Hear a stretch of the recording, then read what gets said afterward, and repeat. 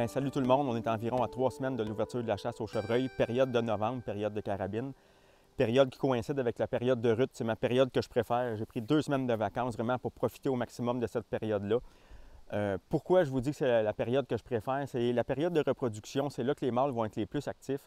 Selon moi, c'est la période qu'on a le plus de chances de croiser le fer avec un mâle mature dans les périodes, dans les heures de chasse, autrement dit. Mais pour arriver à se donner des chances de les voir, ces fameux mâles-là, il y a des choses à faire, des préparatifs, autrement dit, des choses qu'on peut faire pour les provoquer. C'est ce que je vais vous parler aujourd'hui. On va parler des faux grattages.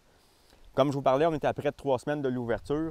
J'avais déjà ouvert des grattages avant de partir pour la chasse à l'orignal. Là, je suis venu faire une tournée de mes caméras, puis en même temps, je reviens dégager le sol dans mes faux grattages. À toutes les places de chasse que j'ai, que ce soit un tree stand, un ladder stand ou des caches, comme vous voyez au bout ici, des cabanes, ce que j'appelle, j'ai des lignes de tir, 2, 3, 4, dépendamment des secteurs, mais dans chaque ligne de tir, j'ai 1 ou 2 faux grattages.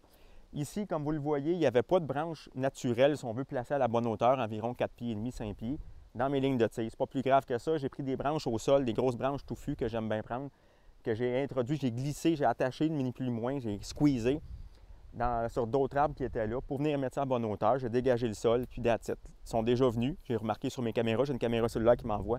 Ils sont venus déjà d'émettre de l'odeur, puis m'ont chouillé les branches. Pourquoi la branche est importante au-dessus? Ils vont laisser de l'odeur avec la glande orbitale qu'ils ont dans le coin de l'œil, puis ils vont mâchouiller les branches, puis en plus, ils vont uriner au sol. J'ai rien fait d'autre pour tout de suite.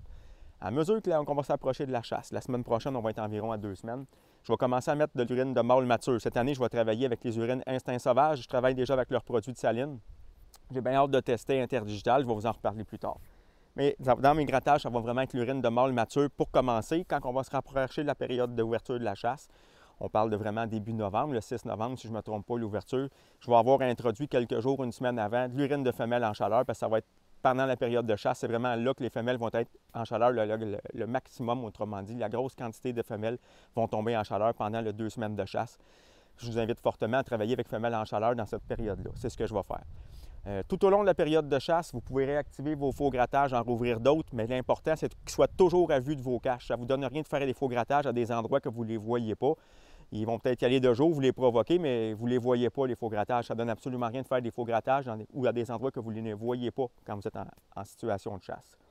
Fait que allez-y avec ça les prochaines fois. Ouvrez des faux grattages. S'il n'y a pas de branche, vous en faites une. Autrement dit, vous en mettez une, vous prenez une branche que vous avez trouvée ailleurs, puis venez la coincer entre 2 arbres pour qu'elle soit vraiment à une bonne hauteur. Vous dégagez le sol, puis c'est pas plus compliqué que ça. Environ 2 semaines de la chasse, comme je vous disais, je vais commencer à mettre de l'odeur de mâle mature dans mes faux grattages. Puis plus qu'on va se rapprocher de la chasse, on va commencer à introduire de l'urine de femelle là-dedans, dans ces faux grattages-là. Je vous invite d'essayer ça vraiment. C'est une technique, moi, que j'adore, les faux grattages. Si vous ne récoltez pas dans le sens sur un faux grattage, vous allez vous rendre compte d'une chose, mettez des caméras sur les faux grattages. Moi, c'est la meilleure façon que j'ai trouvée pour faire un recensement de mes mâles quelques semaines avant l'ouverture de la chasse, puis tout au long de la chasse. Ils viennent tous dans les faux grattages, les mâles, peu importe l'âge, vous allez voir, ils vont venir visiter les faux grattages, dépendamment des secteurs que vous avez sur votre territoire. Même vos outsiders, c'est quoi un outsider pour les gens qui ne le sauraient pas?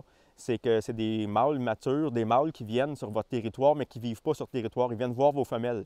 C'est pour ça qu'on va parler, la prochaine capsule, on va parler de l'appâtage, de la période de novembre, une période importante, l'appâtage. J'utilise l'appâtage, mais d'une façon un peu spéciale. Je vous en reparle la prochaine capsule. Mais là, présentement, c'était vraiment faux grattage que je voulais parler. Donc, on se redonne des nouvelles pour la prochaine appâtage. Faites vos faux grattages. Si ce n'est pas commencé, vous pouvez aller faire ça. C'est en plein le temps d'y rouvrir.